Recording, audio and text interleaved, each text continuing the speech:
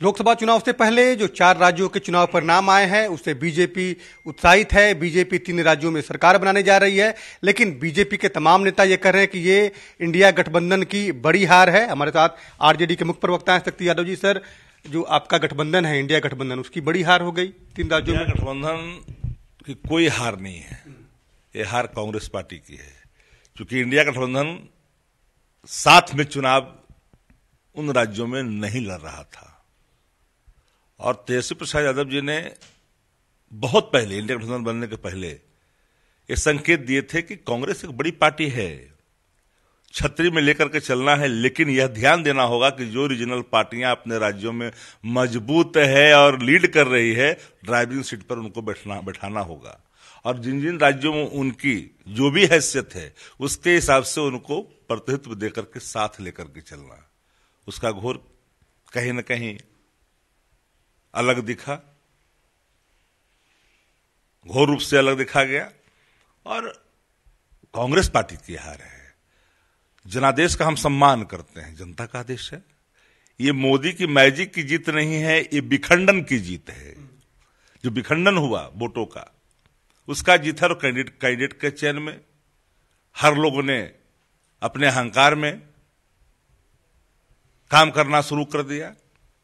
तो एक बात तो साफ है ना कि जो हालात है देश की, उसमें सबको सचेत रहने की जरूरत है।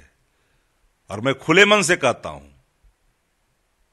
कि जनादेश कभी कभी भावनाओं के बहाव में बह जाती है और उस पार्टी को उसका लाभ मिल जाता है जहां से तानाशाह बढ़ जाता है।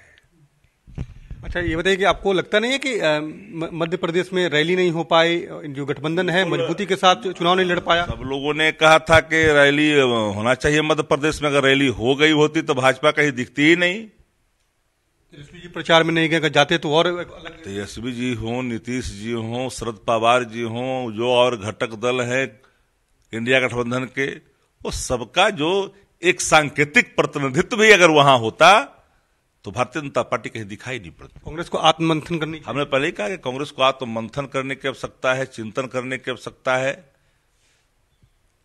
लगता है कि राहुल जी को लीड करनी चाहिए इस मामले को लेकर जो बैठक। देखिए, ये राहुल गांधी की हार नहीं है, मैं डंके की चोट पे कह सकता हूं। ये हार कमलनाथ की है। और कमलनाथ जी ने जिस तरह से चुनाव वहां लड़ा और जिस तरह का उन्होंने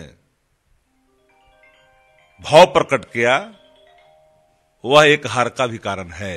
6 को अहम बैठक फिर बुलाई गई है इंडिया गठबंधन की। बीजेपी के लोग कह रहे हैं कि कोई फायदा नहीं होने वाला है, एक बार फिर प्रचंड रूप से नरेंद्र मोदी तीसरी बार देश के प्रधानमंत्री बनेंगे। देखिए, अहंकार किसी का रहा नहीं है। विभाजन से मिलने वाले मत के आधार पर कोई अहंकार के अंतिम दहलीज पर खड़ा होकर करके अहंकार की भाषा ना बोले, देश की जनता स्वीकार नहीं करती।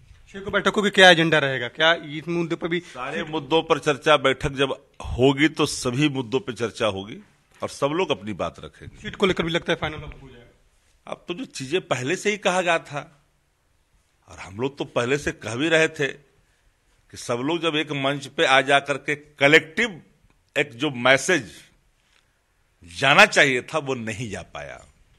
बिल्कुल, आरजेडी के मुख्य प्रवक्ता हैं शक्ति सिंह यादव जी साफ तौर पे कह रहे हैं कि इन जिन राज्यों में बीजेपी की जीत हुई है, ये बीजेपी की जीत नहीं बल्कि जो इंडिया गठबंधन के वोटों का बिखराव हुआ है उसके कारण बीजेपी को जीत मिली है। लेकिन आने वाले लोकसभा चुनाव में परिणाम अलग होगा और एक बार फिर जो है नरेंद्र मोदी को केंद्र की सत्ता से हटाने का काम तमाम गठबंधन के लोग करेंगे। कैमरामैन श्याम के साथ उनीश कुमार, कशिश न्यूज, पटना।